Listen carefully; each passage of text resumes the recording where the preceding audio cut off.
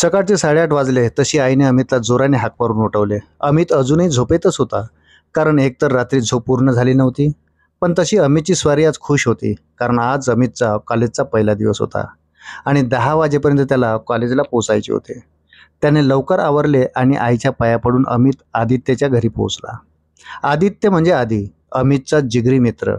अमित आणि आदित्य दोघांनाही एकाच कॉलेजला ॲडमिशन मिळाली होती आणि लहानपणापासून दोघे एकाच क्लासमध्ये होते. आधीही अमितची वाट पाहत होता.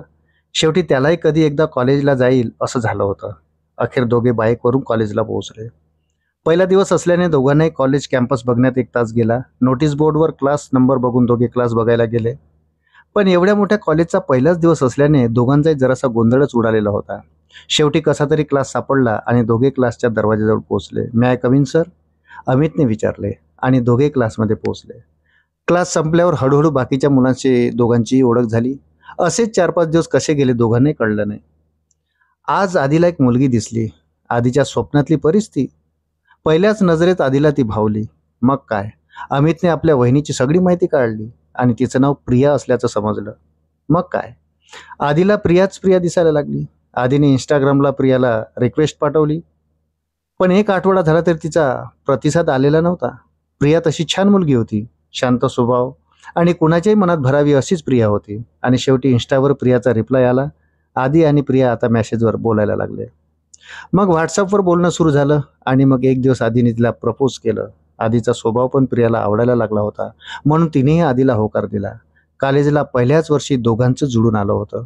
मग काय, दररोज कॅन्टीनवर कोल्ड कॉफी तर कधी क्लास बुडवून गार्डनमध्ये फिरायला जाणं असं सगळं सुरू झालं.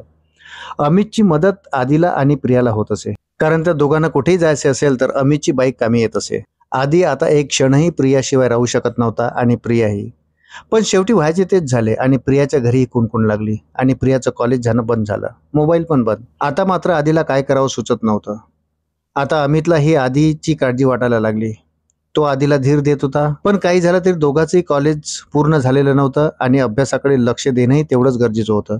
एक दिवस प्रियाने आधीला चोरून फोन केला आणि अश्रूंना वाट मोकळी करून दिली. आधी खूप रडला आणि शेवटी फोन कट झाला. दोघेही एकमेकाशिवाय राहू शकत नव्हते, पण नियतीसमोर दोघेही लाचार होते. अमितने आधीला सांभाळून घेतले आणि आता आधीने अभ्यासावर लक्ष केंद्रित करायला सुरुवात केली. सगळं विसरून आधी अभ्यास करू लागला, पण तरीही एखाद्या संध्याकाळी निवांत एकटं असताना आधीला प्रियाची खूप आठवण येत असे. प्रियाही आधीच्या आठवणीत झुरत असे. ती हताश झाली होती. दिवसामागून दिवस जात होते. दोघांना दूर जाऊन आज जवळजवळ 5 वर्ष झाली. प्रियाला मर्जी नसूनही लग्न करावं लागलं. आज आधी सक्सेसफुल आहे, पण जिच्यासाठी हे सगळं केलं ती मात्र आपली होऊ शकली नाही याची खंत आजही आधीला आहे. अमितही इंजिनियर आहे आणि त्याचं लग्नही झालं. आधीला मात्र आजही प्रेम म्हटल्यावर फक्त प्रियाच आठवते.